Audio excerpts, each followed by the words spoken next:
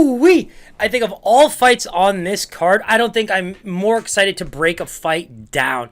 And the reason why is this. I do see Chandler being a favorite in this fight. I have no idea by how much, but there's so much to look into when it comes to this fight. So for one, I mean, Chandler in his most successful striking battles tends to finish guys in the first part of the fight. He's got big hooks. He's got a big right cross. Those are the things you see come flying in the early parts of the fight. Benson Henderson, Dan Hooker. We've seen all these guys lose in that same style. But then Charles Oliveira, for example, against both guys, right? Charles Oliveira ate the shot against Chandler and then brought it back. He came back and he did pretty well. Justin Gaethje got pretty rocked from a few Michael Chandler shots. But he was not losing that fight. And so that's where it brings me now to Tony Ferguson. You know, let's talk about Justin Gaethje's fights, for example. Tony Ferguson, you know, the amount of damage his body took in that fight, and I don't even mean from eating shots. Like, the stats in that fight are insane. Like, he ate 143 significant strikes, but he also threw almost 300. So let's make it very clear. The most mind-boggling stat from that fight is 493 strikes were thrown. All 493 strikes were considered significant. That's how crazy that fight was. And, you know, you talk about the durability. You talk about Tony going back to his roots as a wrestler. You know, Michael Chandler, think about the Charles Oliveira game plan against Tony Ferguson. He went in there very much knowing that control time and trying to avoid any of that crazy unorthodox stuff from Tony was a good way to find a win. Now, if Chandler used that Mizzou wrestling background, level changes, he can maybe avoid some of these barn burner strike fights he's going into, because I gotta be honest, 5 inches of reach advantage. Tony Ferguson being who he is, you know, Justin Gaethje throws a lot harder than Michael Chandler. And that, I mean, more so over the course of an entire fight. You know, Dustin Poirier was able to enter a boxing fight with Justin Gaethje, and pretty much end him late in the fight. You know, there's so much MMA math to dissect in the lightweight division. You got Hooker and Poirier. Hooker got dusted by Chandler out of nowhere, but what does that tell me?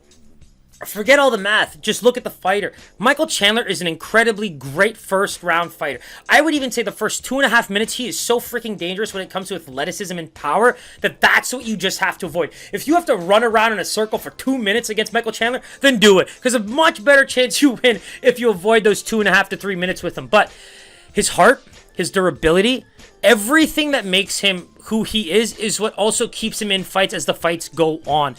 And you can say the same thing about Tony. So do I wish this was a 5-round fight? Obviously. Gilbert Burns and Chimaev vibes. 5-round fights. Make more of them.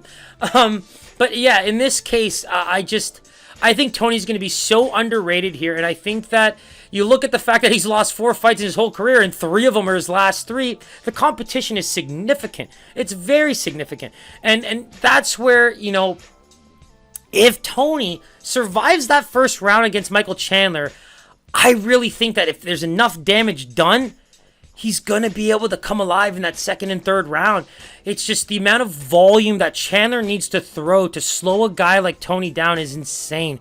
And even if he rocks him, I'm sorry, but Justin Gaethje had to basically finish him on the feet to be able to pull that victory off. It's just the chin, the durability, all of that coupled with Tony Ferguson's very unorthodox and tough puzzle to solve, you know, gimmick or persona, whatever you want to call it. Man, this fight's hard. This fight's very hard. And so right now I have Chandler written down as a -200 favorite.